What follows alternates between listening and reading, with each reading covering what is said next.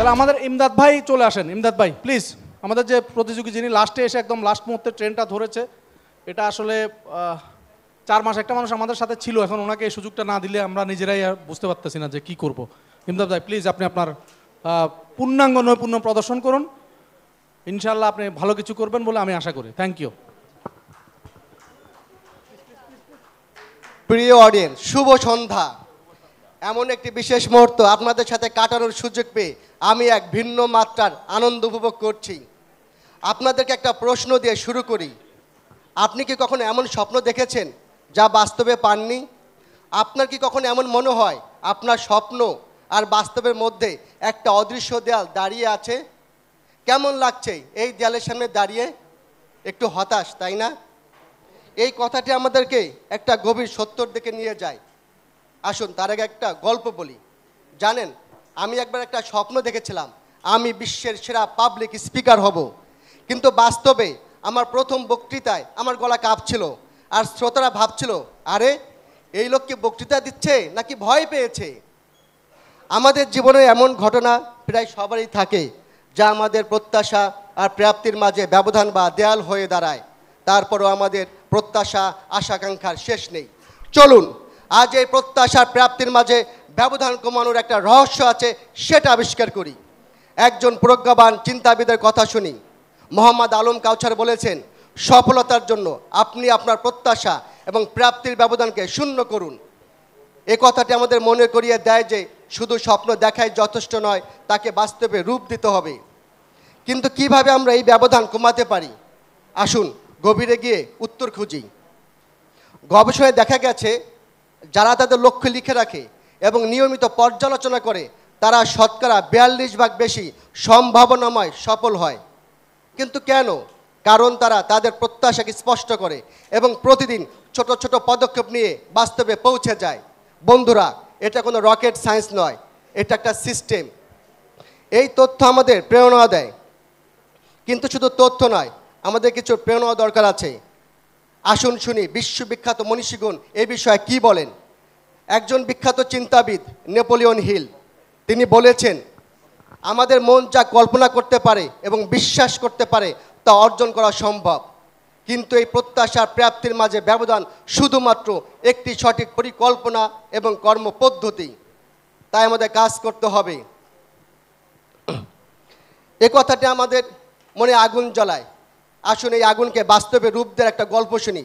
একজন তরুণ উদ্যোক্তা মাহিরের গল্প বলি। তার স্বপ্ন ছিল একটি বড় কোম্পানি গড়ার, কিন্তু প্রতিবারই তিনি ব্যর্থ হতেন।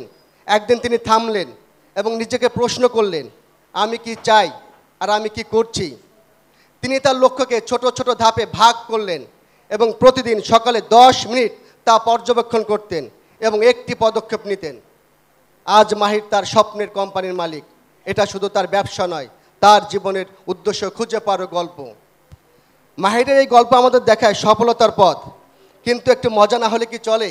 এই গল্প লিখতে যত বিপত্তির কারণ। এই তরুণ উদ্যোক্তা যখন প্রথম তার লক্ষ্য লিখতে শুরু করলেন, তিনি এত বেশি লিখতেন যে তার ডায়েরি ভাবছিল, আরে আমি কি ডায়েরি নাকি উপন্যাস? কিন্তু জানেন, সেই লেখা তাকে পথ দেখিয়েছে। এখন প্রশ্ন, বন্ধুরা, আপনি কিভাবে এই পথে হাঁটবেন? আসুন কিছু ব্যবহারিক পরামর্শ দেখি। রায়হান নামে আমার এক বন্ধু ছিল। সে প্রতিদিন সকালে 5 মিনিট তার দিনের লক্ষ্য লিখত। একদিন আমি রায়হানকে জিজ্ঞেস করলাম, রায়হান, এত লেখালেখি করে কি হয়? সে হেসে বলল, এটা আমার জীবনে সবচেয়ে মজার খেলা। আমি সকালে লিখি আমি কি চাই, আর রাতে দেখি আমি কি পেলাম। রায়হানের এই ছোট অভ্যাস তার প্রত্যাশার প্রাপ্তির ব্যবধান সহজ করে দিয়েছে। আজ রায়হান তার শহরের একজন সফল ব্যবসায়ী। রায়হানের এই গল্প আমাদের দেখায় কিভাবে ছোট অভ্যাস বড় ফল এনে দেয়। কিন্তু এর পিছনে কি কোনো বিজ্ঞান আছে?